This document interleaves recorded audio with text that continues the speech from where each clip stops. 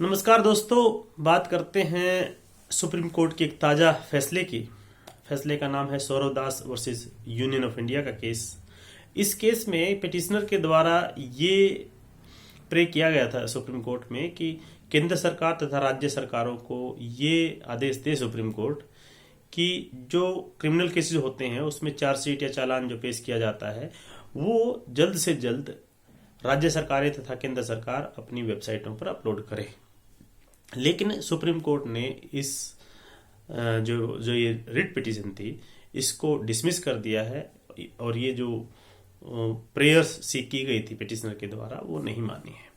इसमें जो पिटिशनर था, पिटिशनर की तरफ से ये कहा गया था कि जो सुप्रीम कोर्ट का एक पहले का जजमेंट है youth bar association of India versus union of India का, उसमें सुप्रीम कोर्ट ने डायरेक्शन दी थी राज्य सरकारों को और केंद्र सरकार को कि जो एफआईआर है नॉर्मली 24 घंटे के अंदर जो है वेबसाइट्स पर अपलोड करें।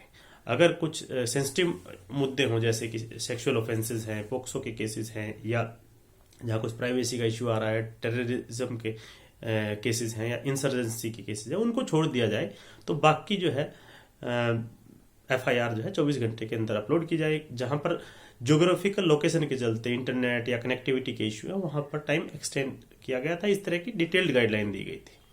लेकिन इस केस में जहां पर सौरव दास के केस में पिटिशनर ने मांगा था कि चार्जशीट को भी अपलोड किया जाए तो वो सुप्रीम कोर्ट ने मना कर दिया है। सुप्रीम कोर्ट ने कहा है कि जो यूथ बार एसोसिएशन का केस था उसमें ये पब्लिक के लिए नहीं डाला जा रहा है। जो वेबसाइट पर जो एफआईआर अपलोड की जाती है ये उनके लिए है जैसे कि जो अक्यूज्ड है और ऐसे अक्यूज्ड जिनको पता न चले या जिनके खिलाफ एफआईआर हो गई है और उनको पता ही नहीं है। अगर पता चल जाए तो टाइम से कोई हायर कोर्ट्स में जाकर के जो रिलीफ सीख करना है, जो कुछ उनको प्रोटेक्शन चाहिए होती है जो मिल सकती है या नहीं मिल सकती है वो तो बाद की बात है, लेकिन वो सब वो अवेल कर सके, वो उसका पर्पस कोर्ट ने माना है।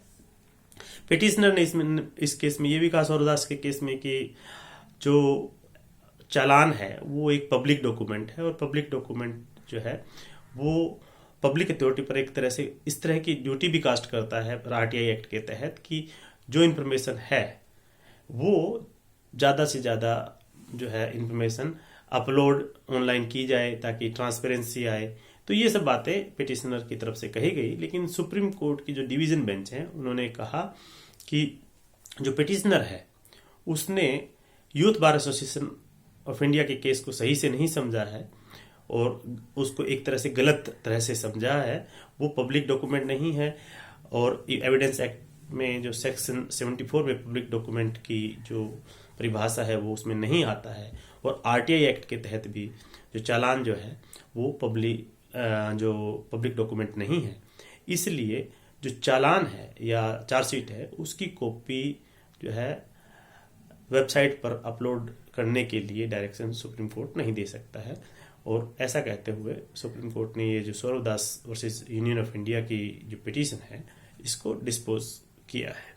यानी कि कोर्ट ने माना है कि जो चार्जशीट है वो पब्लिक डॉक्यूमेंट नहीं है, वो अक्यूज्ड को देनी होती है तो अक्यूज्ड को वो दी जाती है और इसको जो है वेबसाइट पर अपलोड किए जाने की कोई ज़रूरत नहीं है।